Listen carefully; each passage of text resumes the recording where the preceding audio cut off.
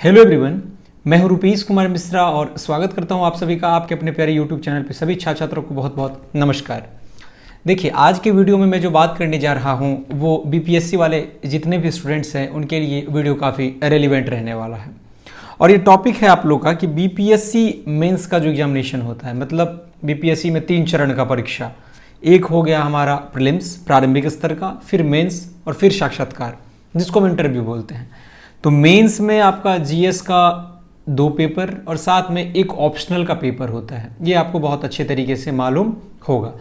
तो optional paper का चयन कैसे करें, कौन सा ऑप्शनल पेपर मोस्ट स्कोरिंग है, किसमें सबसे अच्छा रिजल्ट मतलब कि पिछले वर्षों में रहा है, तो ऑप्शनल विषय का चयन आपको कैसे करना है, इसके लिए मैं बहुत ही सिंपल मेथड्स बताऊंगा आपको। मेरे पास जो एक्सपीरियंस है, अब एक्सपीरियंस कहोगे ये आपकी मैंने यूपीएससी या बीपीएससी अभी क्वालिफाई करा है, तो नहीं। एक एक्सपीरियंस जो मैंने गेन करा है, मैंने देखा है रिजल्ट, उसके अनुसार मैं आपको बहुत ही डिटेल में इस वीडियो में बताने जा रहा हूँ। मैं कोशिश करूँगा कि हर एक पॉइंट यहाँ पर आपको क्रिस्टल क्लियर हो, हर एक पॉइंट आपको समझ में आ जाए। इसके लिए वीडियो में आप लोग शुरू से अंत तक जरूर बने रहें। आप लोगों से मैं निवेदन करना चाहूँगा कि जो लोग हमारे चैनल पर नए आ रहे हैं, you must have to subscribe this channel, ताकि आपको आगे आने वाले वीडियोस का नोटिफिकेशन और अपडेट आपको सबसे पहले मिलेगा। और बीपीएससी के रिगार्डिंग जितना सारा वीडियो होगा वो मैं अपने चैनल पे अपलोड करने का पूरा प्रयत्न आने वाले दिनों में करूंगा। मैं ज़्यादा बात ना करते हुए सबसे पहले मुख्य पॉइंट पर आता हूँ। यह है हमारा कि बीपीएससी मेंस में ऑप्शनल सब्जेक्ट को कैसे चुने। सबसे पहले देखिए, उम्मीदवार जो है बीपीएससी में केवल एक ऑप्शनल सब्जेक्ट को चुन सकते हैं। मतलब कि एक ऑप्शनल पेपर होगा आपका, वो होगा 300 मार्क्स का। अगर बीपीएससी का एग्जामिनेशन पैटर्न आपको मालूम हो तो आपको पता होगा कि बीपीएससी 900 मार्क्स का हमारा एग्जामिनेशन लेता है मेंस में, और 120 का होता है हमारा इंटरव्यू। 900 में से 300 का जीएस का 1 पेपर, फिर जीएस का सेकंड पेपर 300, तो 600 हो गया, और 300 का ऑप्शनल का 1 पेपर। वहीं यूपीएससी का अगर हम बात करते तो वहाँ पे जीएस का 4 पेपर, 2 ऑप्शनल का, इस तरह से होता है। तो फिलहाल हम उसके बारे में बात नहीं करेंगे, उसके बारे में डिटेल में हम लोग नेक्स्ट वीडियो में चर्चा करेंगे। अभी हम लोग बीपीएससी पर बात कर रहे हैं। तो 300 मार्क्स का आपका होता है ऑप्शनल का पेपर, कोई भी ऑप्शनल आप लोग।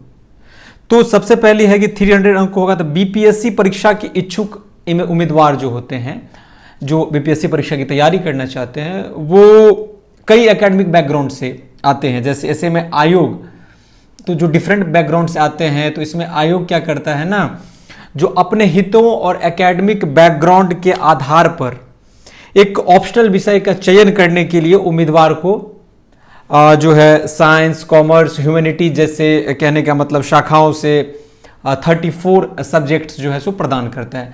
मतलब साइंस हो गया, उसके बाद कॉमर्स हो गया, ह्यूमैनिटीज, इन सबों में से 34 से 35 विषय आपको आयोग के द्वारा, मतलब बिहार पब्लिक सर्विस कमीशन के द्वारा आपको प्रदान किया जाता है। इसमें से किसी एक विषय को आपको अपने ऑप्शनल के लिए चुनना है जिसमें आपकी रुचि हो। और क्या होता है ऑप्शनल में, क्यों ये बहुत ही इंपॉर्टेंट कड़ी है हमारी तैयारी के दौरान, तो इसको मैं आगे बता रहा हूं। सबसे पहले यह है कि बीपीएससी सिविल सेवा परीक्षा के लिए एक ऑप्शनल चुनना एक बहुत ही महत्वपूर्ण स्टेप है, बहुत ही महत्वपूर्ण कदम है। अगर आप इसमें गलत निर्णय ले लेते हो, अगर आपको मान लो आपने ग्रेजुएशन करा है सपोज केमिस्ट्री से, और आप किसी ऐसे विषय को ले लेते हो सब्जेक्ट में ऑप्शनल में जिसमें आपकी रुचि ना हो, लेकिन ज़बरदस्ती किसी के मतलब किसी को देख लिया आपने, किसी टॉपर को, कि उस विषय का अच्छा रिजल्ट रहा है, इसको देख के, लेकिन आपकी रुचि नहीं है, तो ये गलत निर्णय। इसमें तो एक तो आपका रिजल्ट बनेगा नहीं, इस गलत निर्णय से आपका रैंक तो खराब होगा ही, रैंक तो डिटोरिएट होगा ही, उसके साथ साथ आपको यह परीक्षा में फेल भी करवा सकता है। अब समझिए ऑप्शनल कितना इंपॉर्टेंट पार्ट है हमारी तैयारी में। एक जो है बोलते हैं ना, लाइफ पार्टनर की तरह है ये। तो इसलिए इसको ध्यान में रखते हुए ऑप्शनल विषय का चयन करिए, और कुछ महत्वपूर्ण पहलू मैं बता रहा हूँ उसको आपको ध्यान में रखना है, और उस हिसाब से आपको इम्प्लीमेंट करना है अपने ऊपर कि कौन सा ऑप्शनल आपके लिए सही रहेगा। देखिए, आपको वीडियोज़ के माध्यम से एक अनुभव मिलेगा, एक्सपीरियंस मिलेगा। बाकी कौन सा सब्जेक्ट लेना है ये आपको खुद डिसाइड करना पड़ेगा, वीडियो से सिर्फ आप अनुभव गेन कर सकते हो। देखो, नेक्स्ट पॉइंट हमारा है एकेडमिक बैकग्राउंड एंड विषय में रुचि। जनरल स्टडीज की जब आप तैयारी करते हो, जैसे ज्योग्राफी, इकोनॉमिक्स, पॉलिटी, और उसके बाद हमारा जो है हिस्ट्री होता है जनरल स्टडीज में, तो जब आप इसका तैयारी करते हो तो इसकी तैयारी के दौरान यह बात तय कर लेता है छात्र उम्मीदवार कि कौन से सब्जेक्ट में उनकी अधिक रुचि है। ये आप जनरल स्टडीज की तैयारी के दौरान आपको पता चल जाएगा। अगर मान लो कि बहुत सारे उम्मीदवारों का कहना है कि इतिहास जो है वो काफ़ी आकर्षक विषय है, इसमें काफ़ी अच्छा रिजल्ट आता है, तो इसको आप ले सकते हैं। तो ये उनका अपना पर्सनल ओपिनियन है, समझ रहे हैं। लेकिन बहुत सारे छात्र ये भी मानते हैं कि इतिहास एक बोरिंग सब्जेक्ट है, बहुत बोरिंग है, इसमें रिजल्ट अच्छा नहीं आता है, मतलब इसमें एक लिटरेचर टाइप का होता है, साहित्य जैसा है, इसमें लिखना है स्टोरी की तरह, एवरेज मार्किंग होता है, उतना ज़्यादा अच्छा अंक नहीं मिलता है साइंस और ह्यूमैनिटीज जैसे सब्जेक्ट की अपेक्षा में। तो सबका अपना अपना ओपिनियन, उनके अनुसार इतिहास अच्छा, आपके अनुसार इतिहास अच्छा नहीं होगा। ये डिसाइड आपको करना है अपने एकेडमिक बैकग्राउंड को देखते हुए। अगर आपने ग्रेजुएशन हिस्ट्री में किया है और आपने बहुत अच्छे तरीके से ग्रेजुएशन में तैयारी करा था और आपका प्रॉपर आपको एक बोलते ग्रेजुएशन लेवल तक का अच्छा ज्ञान है, तो फिर निश्चित आप उस विषय को अपना ऑप्शनल विषय चुने। अगर आप बात मानो, अगर मेरे अनुभव से अगर आप समझो तो हिस्ट्री को आप ऑप्शनल ले सकते हो अगर आपने उसमें स्नातक की उपाधि प्राप्त की है तो। ठीक है जी, ये आप ध्यान देंगे। उसके बाद अब जीएस पेपर सॉल्व करते समय ये भी ध्यान देंगे किस विषय पर आपका मजबूत पकड़ है, किस पर आप स्ट्रॉन्ग ग्रेस्प है आपका, किसको आप फोर्टिफाई कर पा रहे हो, उसी विषय को आपको ऑप्शनल लेना है, जिसमें पहला पॉइंट ये हमारा हो गया। सेकंड है ऑप्शनल सब्जेक्ट से जुड़ी सामग्री। ऑप्शनल सब्जेक्ट चुनने से पहले मैं यह सलाह दूंगा कि अध्ययन सामग्री और कोचिंग की उपलब्धता के बारे में आप लोग पहले सत्यापन कर लें कि सामग्री मिल रहा है या नहीं। सामग्री मतलब मटेरियल्स, नोट्स, कोचिंग का मटेरियल्स, या फिर वो कोचिंग उपलब्ध है या उसके लिए नहीं, क्योंकि हर एक छात्र सेल्फ सफिशिएंट नहीं है कि सेल्फ स्टडी करके घर पे ही तैयारी को एग्जीक्यूट कर सके, पढ़ाई अच्छे तरीके से करके और अच्छा रिजल्ट पा सके। बहुत सारे स्टूडेंट्स को कोचिंग की भी आवश्यकता होती है ना जी। तो इसके लिए आप लोग पहले सत्यापन कर लेंगे कि मटेरियल मार्केट में उपलब्ध है या नहीं। इसके लिए आपको कहीं खुद से ज़्यादा मटेरियल ना बनाना पड़े, या कोचिंग उपलब्ध है या नहीं। क्योंकि अक्सर ऐसा देखा गया है कि अभ्यर्थी एक ऐसे विकल्प का चयन करते हैं, मतलब स्टूडेंट्स ऐसे विकल्प का चयन करते हैं जिसमें वे सहज तो होते हैं, मतलब वो तैयारी अच्छे से उसको कर सकते हैं, उनमें उस विषय में उनकी रुचि भी है, लेकिन कोचिंग मतलब नहीं मिलने की वजह से, कोचिंग मतलब उपलब्ध ना होने की वजह से एक प्रॉपर जो मार्गदर्शन होता है उसके लिए संघर्ष करते रहते, लगातार स्ट्रगल करते रहते। तो ये सेकंड पॉइंट हमारा था, जो ऑप्शनल सब्जेक्ट से जुड़ी सामग्री के बारे में भी आप लोगों को पहले देख लेना है, उसके अनुसार आपको सब्जेक्ट चूज करना है। थर्ड है पिछले साल के प्रश्न। ये तो बहुत इंपॉर्टेंट टर्म है थर्ड वाला। किसी भी परीक्षा की तैयारी करते हैं तो एग्जाम पैटर्न या सिलेबस को जानने के लिए, किस तरह के क्वेश्चंस आते हैं उसको जानने के लिए हमें पिछले साल के प्रश्न को देखना पड़ता है। देखो 3 से 4 विषय आप रखो ऑप्शनल के लिए, कि आपको मान लो अगर आप साइंस बैकग्राउंड से हो तो mathematics, chemistry, physics, zoology, botany में से कोई एक आप ले सकते हो जिसमें आपने स्नातक की डिग्री प्राप्त की है। अभी मैं आपको आगे बताऊंगा कि साइंस वालों के लिए क्या फ़ायदा रहेगा, कॉमर्स वालों के लिए क्या फ़ायदा रहेगा, साइंस में से आप कौन सा सब्जेक्ट ले सकते हो, और आर्ट्स में जैसे हिस्ट्री, ज्योग्राफी में से कौन सा सब्जेक्ट सबसे अच्छा रह सकता है आपके लिए अगर आप अच्छे से तैयारी करो तो। फिलहाल ये है कि पिछले साल के प्रश्न आप लोग देखेंगे। जैसे आप चूज करोगे ज्योग्राफी ऑप्शनल, तो ज्योग्राफी का 5 साल का क्वेश्चन देखो किस तरह के क्वेश्चंस पूछे जा रहे हैं। मेंस में बीपीएससी में ऐसा भी होता है कुछ क्वेश्चन रिपीट किया जाता है, तो उस क्वेश्चन को देखना है, क्वेश्चन के पैटर्न को देखना है, उसको लिखने का प्रयास करना है। 5 साल के सारे प्रश्न को आपको घर पे खुद से हल करना होगा। वहां से एक प्रॉपर आइडिया आपको आ जाएगा किस तरह के क्वेश्चंस पूछे जाते हैं, कैसे आपको एग्जाम में लिखना है, और क्या आपको तैयार करना है, क्या आपको तैयार नहीं करना है। क्योंकि ऑप्शनल विषय में ज़्यादा समय आपको नहीं देना है, 2 से 3 महीने में ऑप्शनल पेपर तैयार होना चाहिए किसी भी परिस्थिति में। समझ में आ रहा है आपको? तो पिछले साल के प्रश्न आप लोग देखेंगे, उस हिसाब से आपको एक एक्सपीरियंस मिलेगा किस तरह क्वेश्चंस आ रहे हैं और कितना क्वेश्चन आपको ऑप्शनल के लिए तैयार कर लेना है, जिससे आपका ऑप्शनल पेपर में अच्छा स्कोर प्राप्त हो जाए। इससे क्या होगा, आप उस विषय के में रुचि आपको ज़्यादा आएगा। अगर आप उसको मतलब कि उसमें इंटरेस्ट आ रहा है तो बहुत अच्छी बात है उस विषय में। उसके साथ साथ इसके स्तर को समझने के लिए जो है पिछले साल के प्रश्न को देखते रहना बहुत ज़्यादा जरूरी है। इसीलिए अभ्यर्थी सबसे पहले क्या करेंगे, शॉर्ट लिस्ट करेंगे ऑप्शनल विषय को। उसके बाद है टाइम का सही उपयोग, घड़ी का पूर्ण इस्तेमाल। कोई इनसे सीखे। देखिए टाइम का सही उपयोग मतलब ऑप्शनल पेपर आमतौर पर फाइनल मेरिट लिस्ट में एक उम्मीदवार को स्थान को तय करने में महत्वपूर्ण भूमिका निभाता है, महत्वपूर्ण रोल अदा करता है। It plays an important role in deciding your merit, deciding your rank in the BPSC examination. इसलिए पहले से आप लोग सतर्क रहें, क्योंकि अगर यहाँ पर आपने किसी प्रकार का चूक किया तो फिर रैंक तो डिटोरिएट होगा ही, रिजल्ट भी फेल होगा और जिस तरह का रैंक आप चाहते हो, जिस तरह का मार्क्स आप चाहते हो मिले, वो आपको नहीं मिल पाएगा। इसीलिए सोच समझ के ऑप्शनल विषय का चयन करना है। बार बार मैं इस पॉइंट पर जोर दे रहा हूं। तो समय की उपलब्धता के अनुसार पहले आप देख लो कि मान लो प्रीलिम्स के एग्जामिनेशन के बाद मेंस के लिए कितना टाइम आपको मिल रहा है। तो जब आप प्रीलिम्स का परीक्षा दोगे तो उसी वक्त आपको ये नहीं कि रिजल्ट का वेट करना है कि प्रीलिम्स का रिजल्ट आएगा फिर आप मेंस के लिए तैयारी करोगे।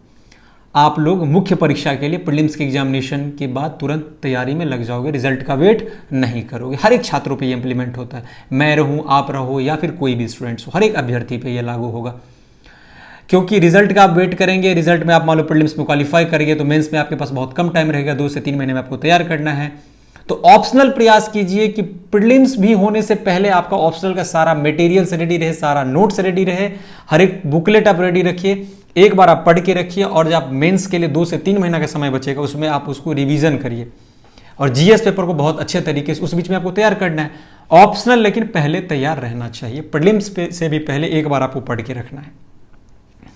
तो समय की उपलब्धता देख लें, क्योंकि 2 से 3 महीने का समय ही प्रीलिम्स के बाद हमें मिलता है मेंस के लिए। उसी दौरान पेपर 1, पेपर 2 और ऑप्शनल के लिए तैयारी करना पड़ता है, तो ऑप्शनल हमें एडवांस में तैयार करके रखना है। This point is very important, you have to keep in your mind, because ये आपको डिसाइड कराएगा रैंक में। बार बार मैं जोर देता हूं रैंक क्यों?